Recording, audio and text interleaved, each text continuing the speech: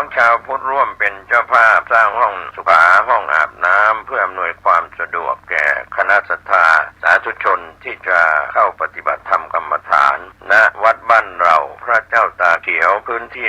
126ตารางเมตรจำนวน23ห้องประกอบด้วยห้องน้ำหญิง8ห้องห้องอาบน้ำ4ห้องห้องสำหรับผู้พิการ1ห้องห้องน้ำชายแบ่งเป็นห้องสุขา5ห้องโถปัสสาวะ3โถห้องอาบน้ำ4ห้องและห้องสำหรับผู้พิการอีก1ห้องท่านผู้ใจบุญใจกุศลร่วมสร้างห้องน้ำห้องขาตารางเมตรละ 10,000 บาทหรือตามกำลังเจตนาศรัทธาติดต่อร่วมทำบุญได้ที่ธนาคารกรุงไทยสาขาป่าซางเลขที่บัญชี79800274865ชื่อบัญชีวัดบ้านเราหรือสอบถามรายละเอียดเพิ่มเติมได้ที่พระครูภาวนาโสภิตผู้ช่วยศาสตราจารย์ด็อกเตอร์เจ้าวาดวัดบ้านเราพระเจ้าตาเขียวตำบลบ้านเรือนอำเภอป่าซางจังหวัดลำพูนโทรศัพท์0969525159ได้ทุกวันขออนุโมทนากับเจ้าภาพทางไกลและที่ร่วมทำบุญทั้งภาคปกติและออนไลน์ได้บุญได้กุศลได้ร่วมอนุโมทนาโดยทั่วหน้ากัน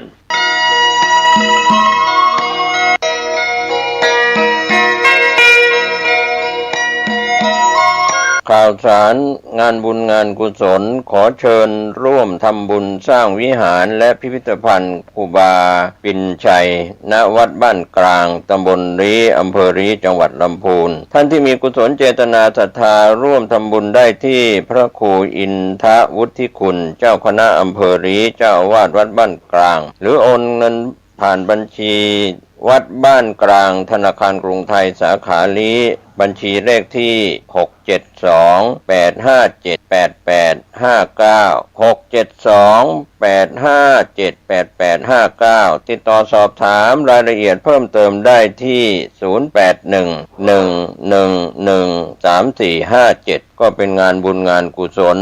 ขอเชิญท่านร่วมทำบุญสร้างวิหารและพิพิธภัณฑ์ครูบาปิ่นชัยณวัดบ้านกลางตำบลลีอำเภอลีจังหวัดลำพูนได้บุญได้กุศลได้บารมีสร้างความดีโดยทั่วหน้ากัน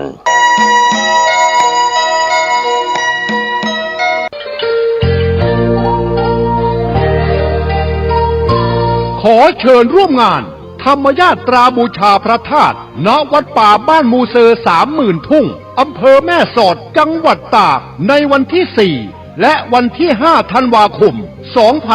2568นี้กำหนดการวันที่4ธันวาคม2568เวลา 9:09 นาทีขบวนเดินเทิดพระเกียรติสมเด็จพระเจ้าตากสินมหาราชรอบอำเภอเมืองตากเวลา 9:19 นาทีเริ่มออกเดินธรรมญาตราจากวัดป่าสุทธิธรรมมงคลขึ้นสู่วัดป่าบ้านมูเซอร์30,000 ทุ่งโดยมีระยะทางประมาณ15 กิโลเมตรเวลา 20 นาฬิกาเริ่มพิธีสวดมนต์กราบบูชาพระบรมสารีริกธาตุและรับฟังธรรมจากครูบาอาจารย์ที่มหาเจดีย์ศรี30,000 ทุ่งวันที่5ธันวาคม2568เวลา 7:30 นาทีพระสงฆ์ออกบิณฑบาตรอบลานวัดต่อด้วยพิธีน้อมสักการะพระรูปสมเด็จพระเจ้าตากสินมหาราชทรงบัลลังก์พร้อมชมการแสดงชนเผ่าพื้นเมืองและกิจกรรมแบ่งน้ำใจสู่ชาวดอยโดยมีพระอาจารย์เฉาชวนะปัญโยเจ้าอาวาสวัดป่าบ้านมูเซอร์30,000 ทุ่งและวัดป่าสุทธิธรรมมงคลอำเภอแม่สอดจังหวัดตากเป็นประธานสงฆ์ผู้ที่สนใจเข้าร่วมกิจกรรมมหาบุญธรรมญาตราบูชาพระธาตุในครั้งนี้สามารถแจ้งความจำนงเพื่อลงทะเบียนเข้ามาได้ตั้งแต่บัดนี้เป็นต้นไป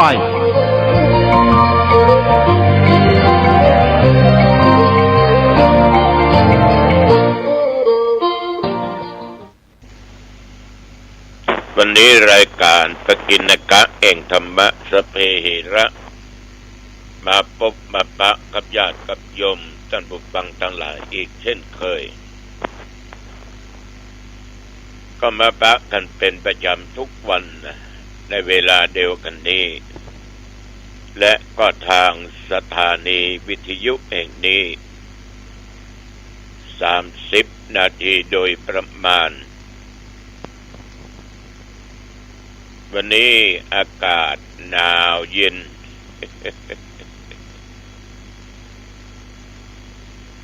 ลดลงมาเหลือประมาณ9 องศาหนาวนะแต่อาตมาภาพขณะนี้ก็อยู่ในห้องนอนนั่งบนเตียงเอาผ้าตัวบนั่นเนาะตุ้มแหละ กันหนาวนะพอออกไม่ออกบางท่านบางคนนี่ตื่นเช้ามาเพื่อก็อาบน้ำละมีหลายคนเป็นว่าอาบน้ำได้สบายอาบน้ำเย็นเนี่ยนะเดี๋ยวไอมันออกมันก็อุ่นก็เป็นเรื่องจริงแต่ก็ต้องระมัดระวังไว้ในสิ่งเหล่านี้อย่างใดก็ตามท่านทั้งหลายก่อนอื่นที่จะได้นำเอาข้อคิดมามาจากกันก็เอามาไหว้พระสวดมนต์กันก่อนเพื่อเป็นมังคละเป็นมงคลตั้งใจเน้อตั้งใจอะระหังสัมมาสัมพุทโธภควาพระผู้มีพระภาคเจ้าเป็นพระอรหันต์ดับเพลิงกิเลสเพลิงทุกข์สิ้นเชิงตรัสรู้ชอบได้โดยพระองค์เองพุทธังภวันตังอภิวาเทมิข้าพเจ้าอภิวาทพระผู้มีพระภาคเจ้าผู้รู้ผู้ตื่นผู้เบิกบานกราบพระพุทธสวากขาโตภควตาธัมโมพระธรรมเป็นธรรมที่พระผู้มีพระภาคเจ้าตรัสไว้ดีแล้วธัมมังนัมมัสสามิข้าพเจ้านมัสการพระธรรมกราบพระธรรมสุปฏิปันโนภควโตสาวกสังโฆพระสงฆ์สาวกของพระผู้มีพระภาคเจ้าปฏิบัติดีแล้วสังฆังนัมมามิข้าพเจ้านอบน้อมพระสงฆ์กราบพระสงฆ์นะโมตัสสะภะคะวะโตขอนอบน้อมแด่พระผู้มีพระภาคเจ้าพระองค์นั้นอะระหะโตซึ่งเป็นผู้ไกลจากกิเลสสัมมาสัมพุทธัสสะตรัสรู้ชอบได้โดยพระองค์เองนะโม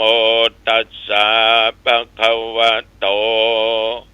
ขอนอบน้อมแด่พระผู้มีพระภาคเจ้าพระองค์นั้นอะระหะโตซึ่งเป็นผู้ไกลจากกิเลสสัมมาสัมพุทธัสสะตรัสรู้ชอบได้โดยพระองค์เองนะโมตัสสะภะคะวะโตขอนอบน้อมแด่พระผู้มีพระภาคเจ้าพระองค์นั้นอะระหะโตซึ่งเป็นผู้ไกลจากกิเลสสัมมาสัมพุทธัสสะตรัสรู้ชอบได้โดยพระองค์เองพุทธังสรณังคัจฉามิ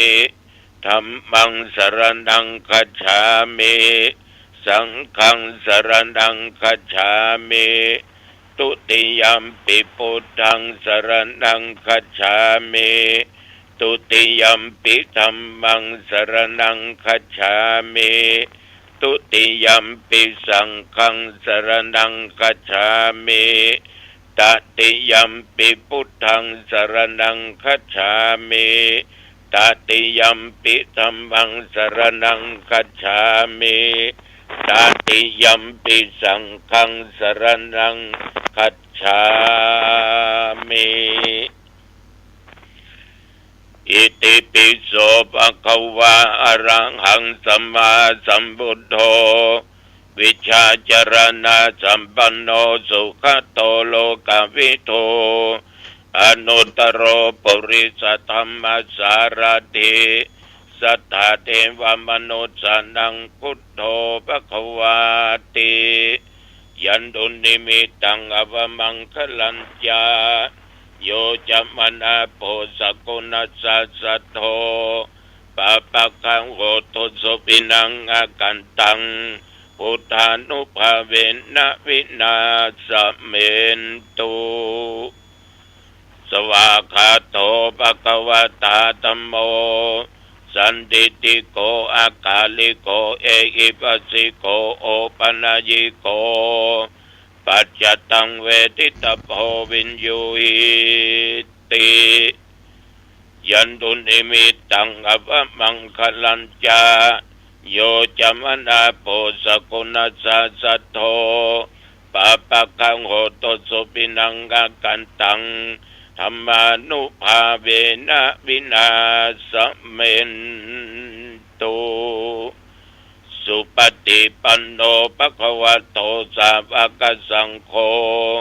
อุชุปฏิปันโนภควโตสาวกสังโฆญาญาปฏิปันโนภควโตสาวกสังโฆสามิจิปฏิปันโนภควโตสาวกสังโฆยะติตังจัตตาริปุริสยุคณิอัตถปุริสปุคลาเอสะภควโตสาวกสังโฆอาหุนยโยปาหุนยโยตักขินยโยอัญชลีกรณิโยอนุตรังปุญญเขตังโลกัสสาติยันตุนิมิตังอวมังคลัญจาโยจามนาโพสกุณัสสะสัทโธปะปะคังโหตุสุปินังอาคันตังสังฆานุภาเวนะวินาสเมนตุยะโตอังภคินิอริยยะชาติยาชาโตนาปิชานามิสันจิจาปันังชีวิตาบุโรเปตาเตนะสัจเจนะโสติเตโอตุโสติกัปปัสสะโพชังโพสติสังคโตธัมมานังวิจโยตถาวิริยัมปิติปัสสติโพชังคาจัตถาปะเรสัมมาทุเปกโพชังคาสัตเตเตสัพตักสินามุนินาสัมปทาคาตาปวิตาปอุลิกตาสังวัตตันติอภิญญายะนิพพานายะจะโพธิยาเอเตนะสัจจวัชเชนะโสติเตโอตุสัพพทา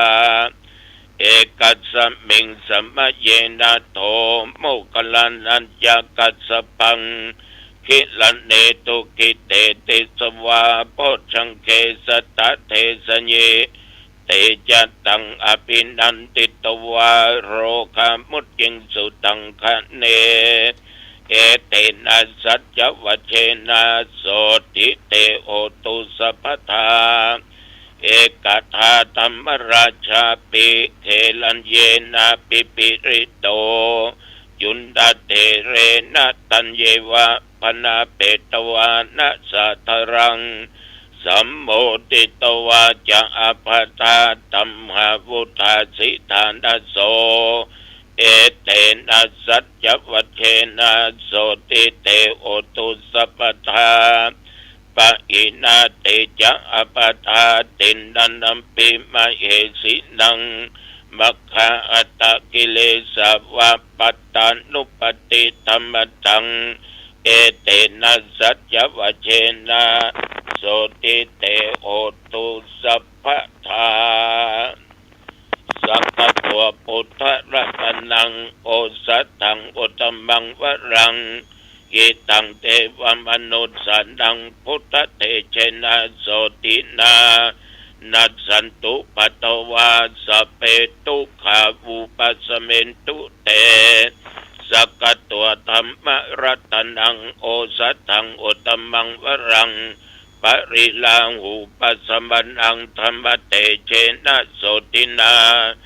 นัสสันตุปัตตวาสัพเพพญาวุปัสสเมนตุเต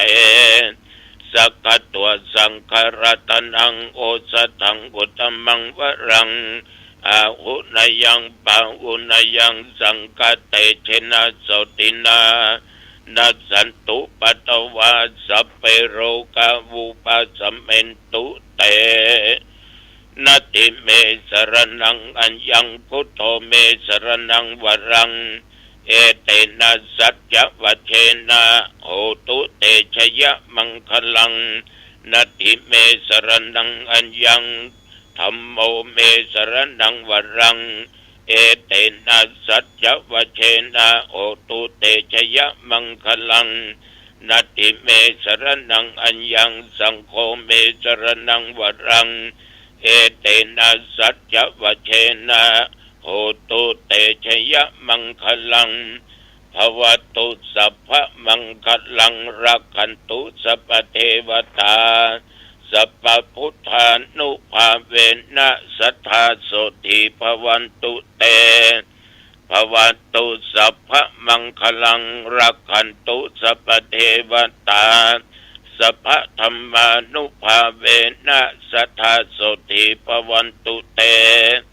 ภวตุสัพพมังคลังรักขันตุสัพพเทวตาสัพพสังฆานุภาเวนะสัทธาโสติภวันตุเต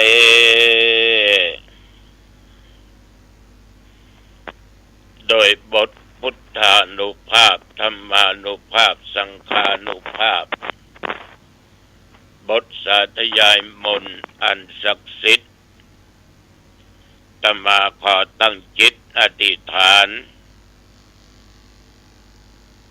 ขอเงือตันทั้งหลายอันเป็นญาติเป็นโยมทุกเพศทุกวัยตึงหญิงชายใหญ่น้อยเต้าแก่ชราและตัวข้าพเจ้าแม่นบาตรงโลกาเปียธิอันร้ายอันนักทั้งภายนอกและภายในโรคภัยไข้เจ็บต่างๆที่เกิดขึ้นมีมาก็ขอเดชานุภาพคุณแห่งพระพุทธเจ้าจุตนจุองค์คุณแห่งพระธรรมเจ้าคุณแห่งพระสังฆเจ้าจงมากำจัดยังโรกาเปียธิเหล่านี้หายไปนับตั้งแต่บัดนี้เป็นต้นไปที่จะเกิดมาไปหน้าก็จะได้มาใกล้และมาขายขอข้าพเจ้าและญาติโยมจงมีสุขภาพกายใจอันแข็งแรงสุขกายสบายใจแม้นว่าเดินทางไปเหนือใต้ตกออกบ่ว่าไกลและไกลเดินทางไปอยู่ปราศจากโลกาภัยปราศจากอุบัติภัยอันตรายต่างๆไปก็คือมีโชคมีใจกลับมาก็คือมีใจและมีโชคมีสติและปัญญาประตั้งตัวตนอยู่ในความประมาท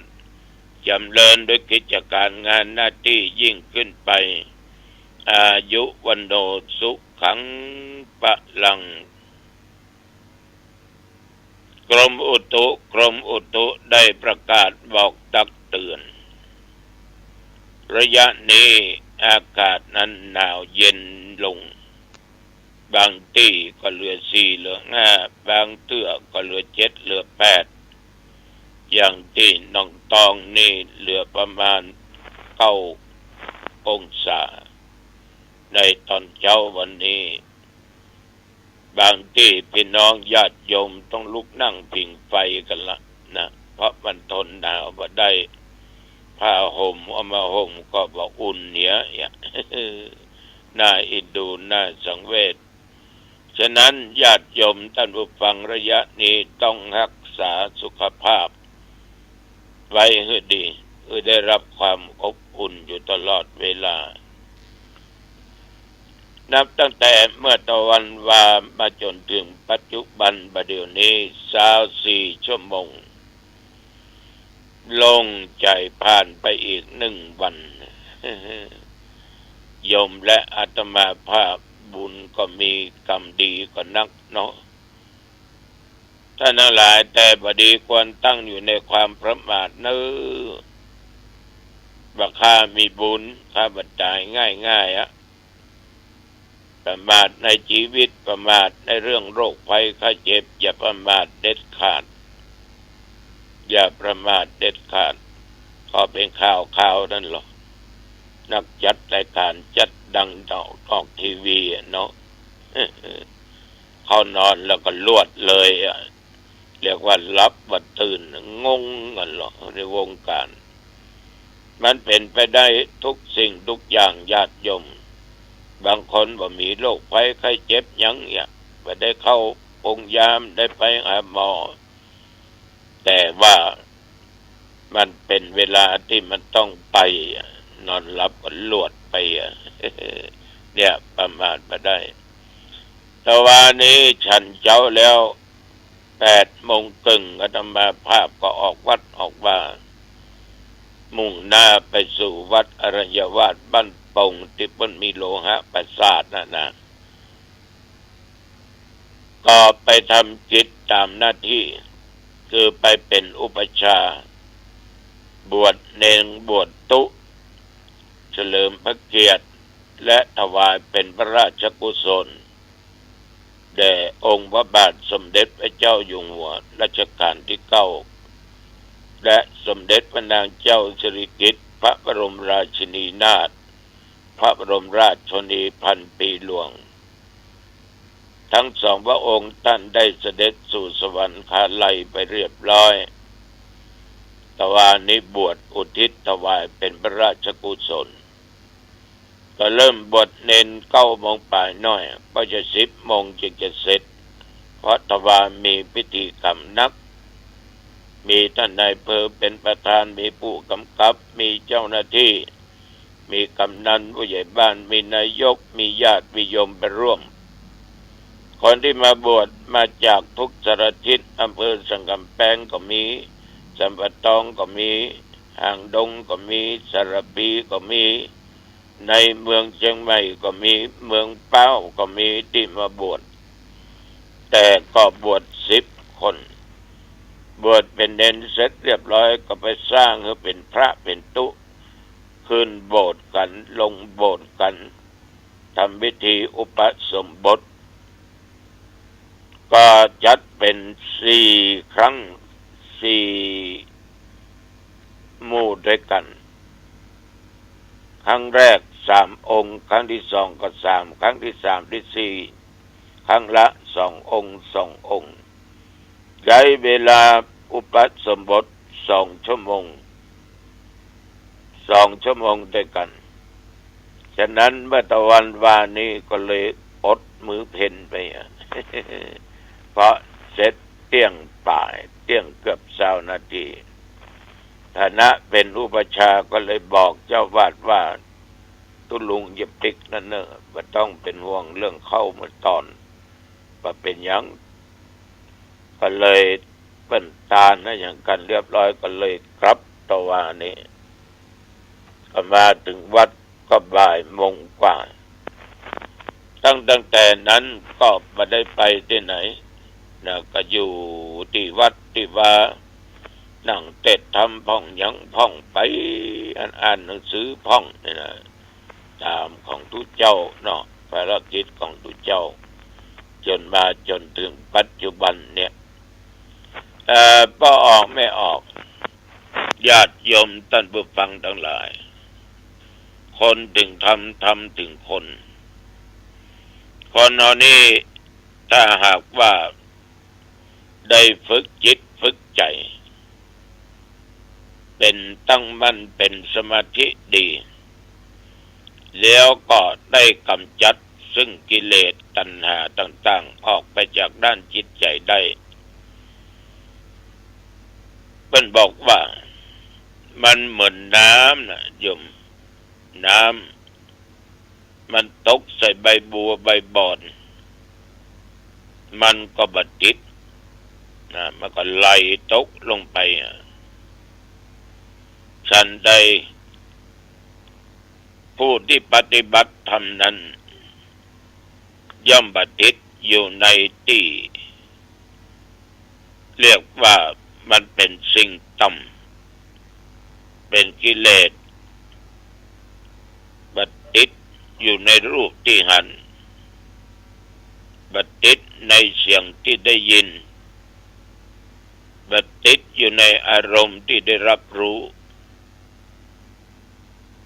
ถึงวันนี้สิ่งที่สำคัญตาหันรูปหันก็เฉยๆบัดติดบัดคิดเป็นอารมณ์บางคนให้หันรูปไม่ยิงอันรูปประจายอันรูปนั้นรูปนี้มันติดเนาะเป็นอารมณ์กึดงามตะแตะสวยตะแตะได้มาเป็นคู่ชีวิตจะเหมาะเนาะเอาไอ้นี่อย่างมันรูปหล่อแต่ว่านั่งก็คิดนอนก็คิดอาการก็คิดอันนี้เรียกว่าติดรูปบางครั้งไปหันอันนั้นไปหันอันนี้ก็ติดอกติดใจมาเป็นอารมณ์จากกระแปงบ้านทรงนี้ถ้าจะม่วนแต่ก็ได้ทำคิดก็ติดตาติดอารมณ์มาเป็นอารมณ์มาบางคนก็ลงในเสียงโยมทั้งหลายฟังแล้วก็ติดอกติดใจเสียงม่วนเสียงงั้นนี่แต่อยู่ที่ไหนก็อยากจะให้ฟังเสียงอันนั้นแต่เสียงแห่งธรรมะนั่นญาติโยมเป็นเสียงกำจัดซึ่งกิเลสที่มันจะเกิดมาเป็นอารมณ์ตั้งตาหูจมูกลิ้นกายและใจคนที่มีจิตใจมั่นคงนั้นเหมือนน้ำตกใส่ใบบัวใบบอนมันก็กิ้งลงไปมันบ่ติดค้างก็เหมือนคนห้องหันก็หันบ่ได้นะได้ยินก็ได้ยินมันบ่ได้ยินนะฉะนั้นผู้ใดถึงทำแล้วคือมีธรรมะอยู่ในจิตในใจแล้วญาติโยมคนนั้นจะบ่เศร้าจะบ่โศกจะบ่เสียอกจะบ่เสียใจนะเพราะว่ามันบ่ไปติดอยู่ในสิ่งเหล่านั้นบางคนนี่ติดในรูปมาเป็นกำกึดมาเป็นอารมณ์เกิดอยู่ฮะนะจนเงากกงก เงากกงกจิตใจมันเศร้าหมองมัวหมองกึดจะได้เอาเข้าญาติโยมไปกันใหญ่กลายเป็นความแค้นขึ้นมาไปมีไผ่ไปนั่งอู้กับอาจารย์คนนั้นหรือไปอู้กับแม่ยิงคนนั้นเอาละใจตกมรหกละไฟมรหกเกิดขึ้นในด้านจิตใจเป็นอารมณ์อย่างรุนแรงถ้าหากว่ามันบ่ได้มาเป็นเศร้าเป็นมัวหมองบุญหมองเพราะใดญาติโยมเพราะมันผสมปรารถนามัวแต่พร่ำเพ้อฝันสิ่งที่ยังมาถึงสิ่งที่ยังมาได้ท่านทั้งหลายมันก็อยู่อย่างอันนี้นะแบบว่าในปัจจุบันเนี่ยคนที่คิดอย่างอี้มีความเศร้าโศกอย่างอี้ญาติโยมผิวพรรณวรรณะบ่ผ่องใสผิวพรรณวรรณะบ่ส่องผ่องใสเพราะในด้านจิตใจมันก็บ่ผ่องใสมันสะอาดมันมัวหมองเศร้าหมองฉะนั้นท่านทั้งหลายทุกท่านทุกคน บางคนเฝ้าแต่ฝันแต่เพ้อถึงสิ่งที่ยังมาถึงตัวถึงตนอย่างวันนี้นี่ฝันไว้นะ แต่คนต้องฝันกิ่งของงายแล้วเตะไปหากันอู้กันละไปฝันอย่างพ้องฝันนั้นฝันนี้ได้ที่ไหนมาพ้องอย่างอันอย่างนี้กี่ขั้นตอนค่อยหัวคะแล้ว4 โมงเงากกงกสตางค์อย่าไปซื้อข้าวไปซื้อของกินมีละ ดังนั้นบางคนด่าตัวเขาลงก็ยังไม่เงาไม่เงาไปซื้อข้าวมาก็ยังได้กินอยู่ ก็มันไปติดอยู่สิ่งเหล่านั้นเพ้อฝันโลยมต้องไปโทษอะไรอย่างนั้นเมื่อมันเป็นฉะนั้นจิตใจก็มัวหม่องเศร้าหม่องเพราะเหตุใดเพราะว่ามันไปติดอยู่ในสิ่งเหล่านั้นมันเหมือนกับต้นอ้อนะต้นอ้อสดที่เปิ้นลกขึ้นมาแล้วก็ทิ้งไว้ในกลางแดดก็ดีในที่ไหนก็ตามนี่นะมันจะเหี่ยวจะแห้งไปละ มันจะสูดซีดไปละมัวมองไปละฉะนั้นญาติโยมท่านผู้ฟังทั้งหลายคนใดมีกิเลสหรือมีแต่มันน้อยนะก็มันสามารถตัดกังวลต่างๆตัดอุปทานความยึดมั่นถือมั่นว่าอันนี้ของเขาอันนี้ของเขาอันนั้นไม่ใช่ของเขาอันนี้มันเป็นของเขาของข้าเมื่อคนทั้งหลายคิดอย่างนั้นก็ยิ่งเศร้าโศกเสียใจนักแต่ถ้าว่าสิ่งเหล่านั้นหลุดไปคือตัวเฮาตัวเขาหลุดมันจะบาดเศร้าบาดโศกเพราะเหตุใดญาติโยมของเฮาก็มีของเขาก็มีเมื่อมันมีความกระวนกระวายก็บติดข้องจิตใจก็บหวั่นไหวอารมณ์ก็บหวั่นไหวอยู่อย่างสม่ำเสมอแต่ว่าจะอยู่ที่ไหนจะไปที่ใดจะทำการทำงานจะอยู่บ้านอยู่วัดจิตใจก็บหวั่นไหวเพราะจิตใจนั้นมันมีอารมณ์ที่บูดเบี้ยวมีอารมณ์ที่ทำจิตใจเศร้าหมองได้มีแต่สิ่งดีๆมันก็จะแจ้งสว่างสวัยขึ้นฉะนั้นท่านทั้งหลายเรื่องจิตเรื่องใจนี่เป็นเรื่องที่สำคัญเป็นเรื่องสำคัญตัวเจ้าก็ฝากไปกับญาติกับโยมเด้อเป็นอันว่าวันที่5นี่เนาะเดือนนั้นบาเอาปะกันที่วัดบ้านมอนนะอำเภอสังกำแพงเตี้ยงกึ่งเนอะตุลุงจะไปเทศนาธรรมในงานประตั้งธรรมหลวงแต่ว่าเมื่อเจ้าตุลุงจะไปวัดกลางเบียงอำเภอป้าวตัวเจ้าเป็นจะทำบุญอายุวัฒนมงคลแต่จริงปนิมนต์ตอนบ่ายมาโจรกันก็เลยจะไปเมื่อเจ้าเนี่ยดังนี้มากินข้าวในรถก็จะมาเทศนาธรรมที่วัดบ้านหมอนเนอะวันที่5นะวันที่5 ธันวาเนี่ยเอาละวันนี้จะไปมาเป็นเวลาพอสมควรอายุวันโนสุขังพระหลังเจริญพรพบกันใหม่โอกาสหน้าสวัสดีครับท่านผู้ฟังที่เคารพวันนี้ผมเกษตรเพชรสำริดวิทยากรแบ่งปันความ